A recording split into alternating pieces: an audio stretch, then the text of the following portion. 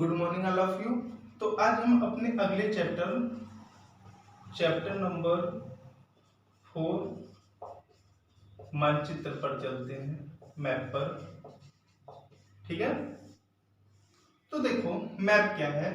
Map globe की ही भांति जो है होता है, जिस प्रकार ग्लोब पर हम बड़े स्थानों को दर्शाते हैं। ठीक है, ग्लोब पर हम बड़े स्थानों को दर्शाते हैं।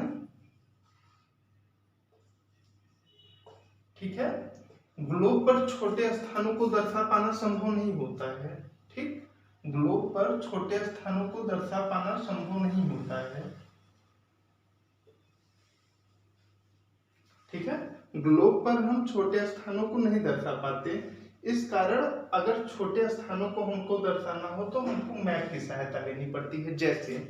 जैसे मान लो अगर पूरी पृथ्वी है, पूरी पृथ्वी को अगर हमको दर्शाना है तब तो ग्लोब सही है, कोई दिक्कत नहीं। उस पे हम बड़ा स्थान है, उस पे हम अपने महाद्वीपों को, ठीक है, और महासागरों को, हर चीजों को उस पे समाहित कर सकते हैं। लेकिन अगर किसी महाद्वीप के, जैसे मान लो एशिया महाद्वीप है, ठीक है, एशिया महाद्वीप है, एशिया महाद्वीप के किसी देश को हमको दर्शाना हो, ठीक है, या फिर उस देश के किसी राज्य को हमको दर्शाना हो, ठीक है, या फिर उस राज्य के किसी एक शहर को हमको दर्शाना हो, या उस शहर के किसी एक छोटे से स्थान के बारे में हमको दर्शाना हो। ठीक है, तो उसके लिए हम पूरे ग्लोब पर, हमको ग्लोब पर दर्शाना वो संभव नहीं होगा, क्योंकि ग्लोब हमको बड़ी मात्रा में चीजों को दिखाता है, बड़े स्तर पर चीजों को दिखाता है। छोटे छोटे चीजों को ग्लोब पर दर्शा पाना संभव नहीं होता है। ठीक है, इस कारण हम जो है अपने कुछ छोटे चीजों को दर्शाने के लिए एक मानचित्र की सहायता लेते हैं। ठीक है, मानचित्र की सहायता लेते हैं। और मानचित्र भी बड़ा हो सकता है, बड़े स्तर का भी हो सकता है, जैसे पूरे एशिया का हो सकता है, पूरे देश का हो सकता है, पूरे राज्य का हो सकता है, पूरे शहर का हो सकता है, और छोटे स्तर का भी हो सकता है, जिसमें कोई स्थान विशेष हो, कोई नदी विशेष का मानचित्र हो, कोई पार्क वगैरह का मानचित्र हो। तो मानचित्र बहुत छोटे छोटे स्थानों को जो है बताता है। ठीक, आओ इतना आया समझ में मानचित्र क्या है।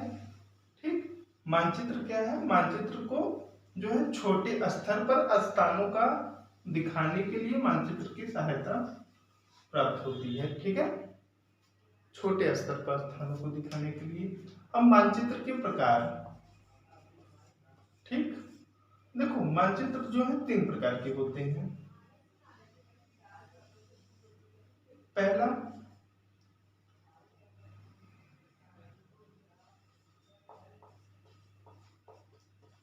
भौगोलिक मानचित्र,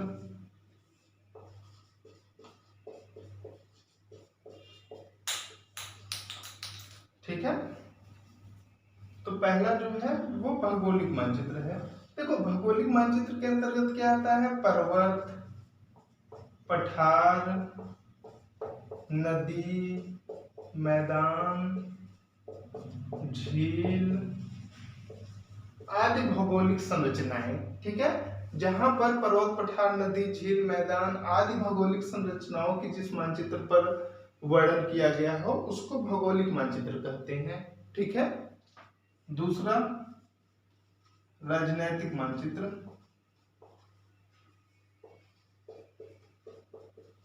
ठीक, देखो किसी देश, शहर, गांव, राज्य आदि के बारे में जिस मानचित्र में जानकारी होती है वो राजनैतिक मानचित्र होता है। ठीक है, आई बात समझ में। देखो जैसे कोई मैप दिया है, उसमें विभिन्न देशों की जानकारी है, जैसे भारत यहाँ है, पाकिस्तान यहाँ है, चीन यहाँ है, ठीक है, श्रीलंका यहाँ है, नेपाल, भूटान, तो वो सब राजनीतिक मानचित्र होता है। जैसे कोई राज्यों के बारे में, जैसे भारत का एक नक्शा है, उसमें पूरे राज्यों के बारे में, पूरे राज्यों का मैप दिया हुआ है, तो वो राजनीतिक मानचित्र होता है। ठीक है, और तीसरा जो हमारा होता है वो थीमेटिकल मानचित्र होता है। थियोमेटिकल, ठीक है, थियोमेटिकल मानचित्र होता है।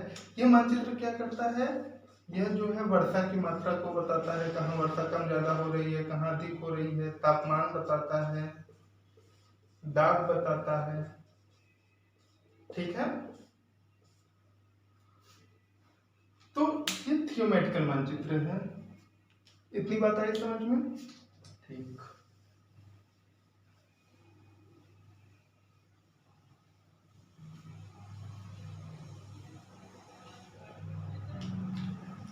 अब मानचित्र के घटक, देखो मानचित्र के कुछ घटक भी होते हैं, जैसे दूरी, जैसे दूरी।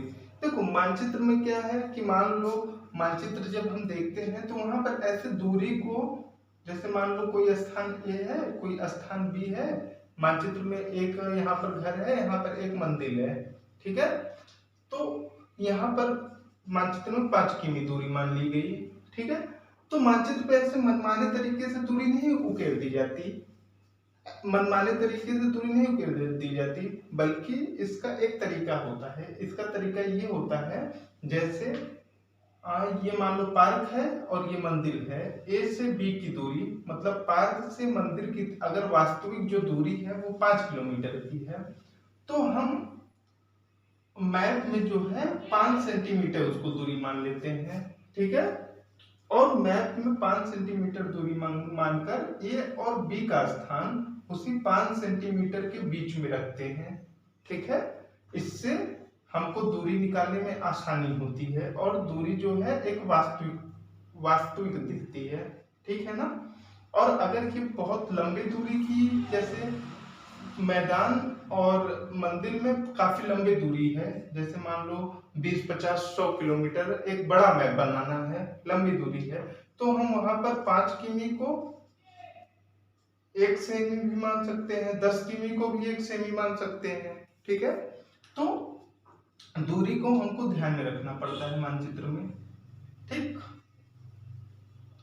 दूसरा, दिशा,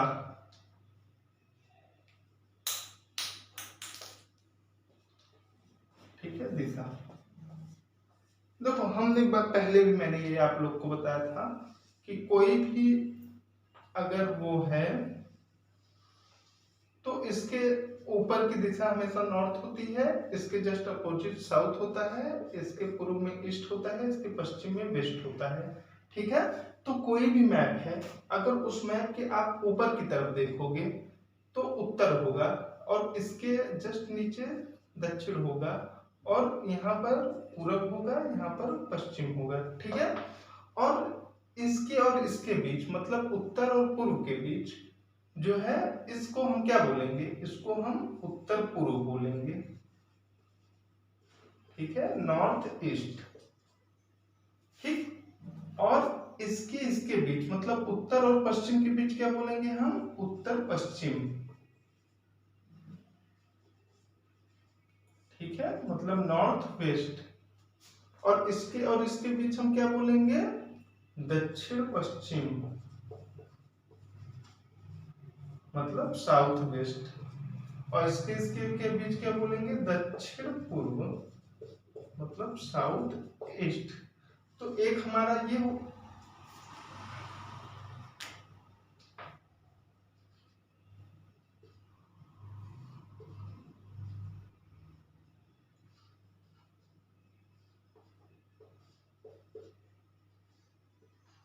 तो हमारी 6 दिशा निकालना आपको पता है, हो गया ना।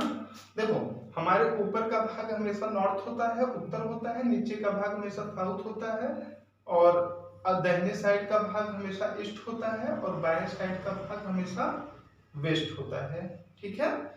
और वेस्ट होता है, और उत्तर और पूर्व के, और जो ये बीच वाला जगह होता है इसको हम उत्तर पूर्व बोलते हैं, और जो पश्चिम और उत्तर और पश्चिम के ये जो बीच वाला जगह होता है उसको हम उत्तर पश्चिम बोलते हैं, और इस वाले जगह को दक्षिण पश्चिम बोलते हैं, उत्तर पूर्व बोलते हैं। तो मैप में ये भी चीजें ध्यान रखी जाती है, दिशा को भी, ठीक है।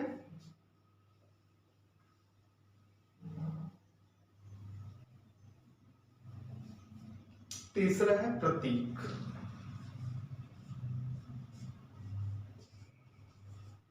तीसरा है प्रतीक।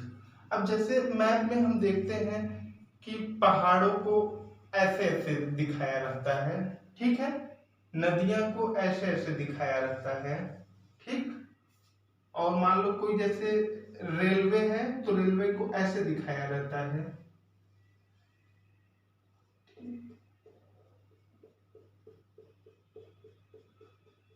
कोई सड़क है तो सड़क को ऐसे दिखाया रहता है, ठीक। तो किसी भी मानचित्र में प्रतीक का बहुत ही अधिक महत्व होता है, तो हमको प्रतीकों के भी बारे में पता होने चाहिए कि किस प्रतीक का कौन सा है। अगर पहाड़ है तो उसके लिए कौन सा प्रतीक यूज हो रहा है, पर्वत है तो उसके लिए कौन सा प्रतीक यूज हो रहा है। इससे हमको मैप देखने में आसानी होती है। तो मैप देखने में सबसे पहले हमको क्या पता होना चाहिए, दूरी की पता होनी चाहिए, दिशा पता होना चाहिए, और उसके बाद उसके प्रतीक पता होने चाहिए, ठीक है। तब जाकर हम एक बेहतर तरीके से मैप देख सकते हैं, ठीक है। ठीक, तो मान लो एक मैंने मानचित्र बनाया, ठीक है, ये मान लो कोई मानचित्र है, ठीक।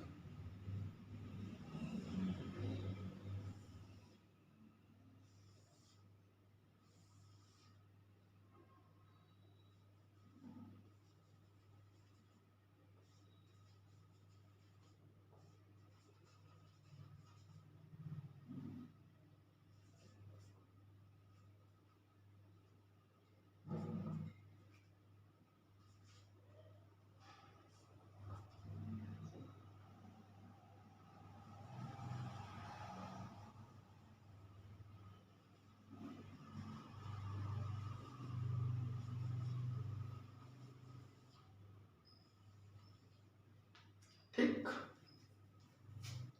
ये मान लो मानचित्र है,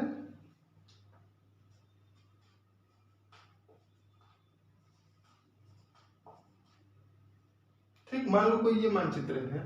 अब यहाँ पर हमको दूरी, अगर कोई बोल जाए बच्चे जो हैं राइट जा रहे हैं, ठीक है, तो वो किस दिशा में जा रहे हैं, अगर राइट जा रहे हैं तो वो साउथ दिशा में जा रहे हैं, ठीक है। ये क्या है, ये सड़क है अगर प्रतीक पूछा जाए, ठीक है। ये क्या है, ये पेड़ का प्रतीक बनाया गया है, ये पेड़ है, ठीक है। ये क्या है, ये पर्वत या पठार है, ठीक।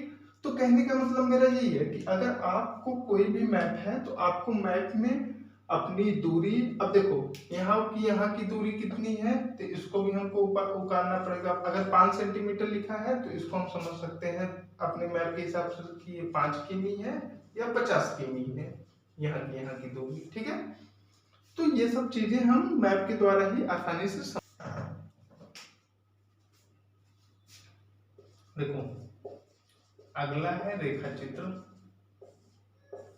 देखो रेखा चित्र क्या है, रेखा चित्र कोई पैमाने पर आधारित नहीं होता है, ठीक है, बल्कि अपने याददाश्त की एक खाका होता है, ठीक है।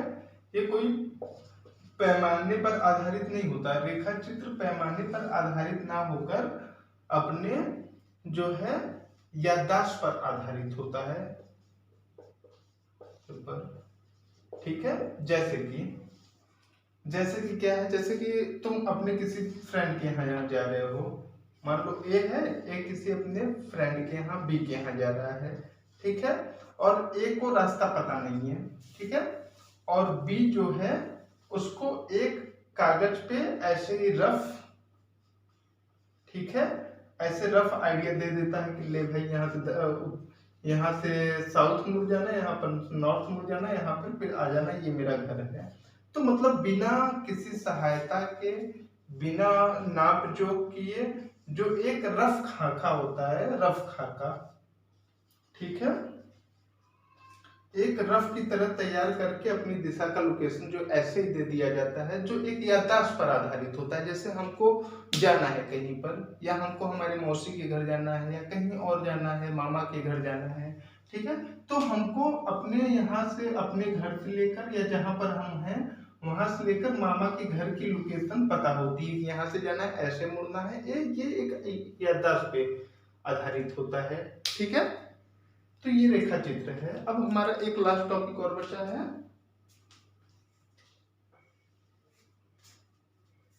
ठीक है,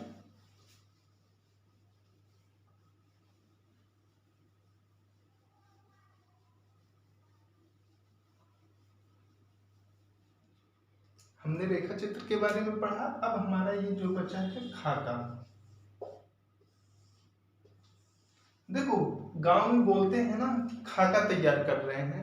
खाका का मतलब किसी बड़े क्षेत्र को, बड़े क्षेत्र को नहीं, किसी छोटे क्षेत्र को, कोई छोटा क्षेत्र है इसको बड़े स्तर पर तैयार करना। बड़े स्तर पर कोई मानचित्र तैयार किया जा रहा है किसी छोटे क्षेत्र का।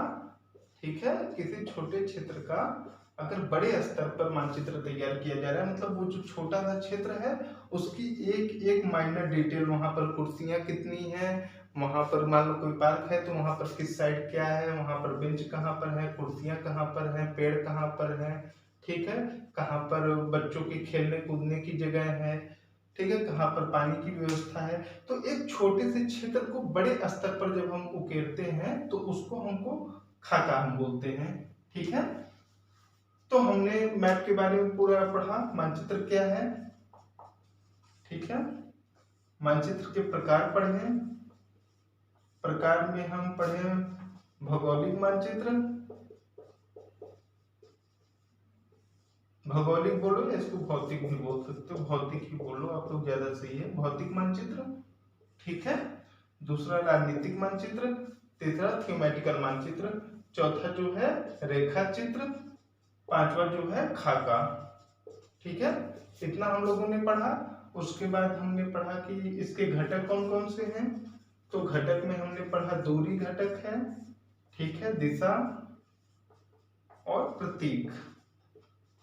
ठीक है, इतनी चीज हमने पढ़ा और हमारा मैप जो है यहीं पर खत्म हो जा रहा है और कल से हम चैप्टर नंबर 5 की ओर बढ़ेंगे। ठीक है, तो जो जो चैनल को सब्सक्राइब ना किया हो वो चैनल को सब्सक्राइब कर ले और लाइक भी कर ले। और अगली क्लास हम अपने कल से करेंगे। ठीक है, और हमारा 1K सब्सक्राइबर का जो गोल है वो आप लोग पूरा करिए अभी। ठीक है, तो वीडियो देखने के बाद चैनल को सब्सक्राइब जरूर कर देना। ठीक है, ठीक है, धन्यवाद।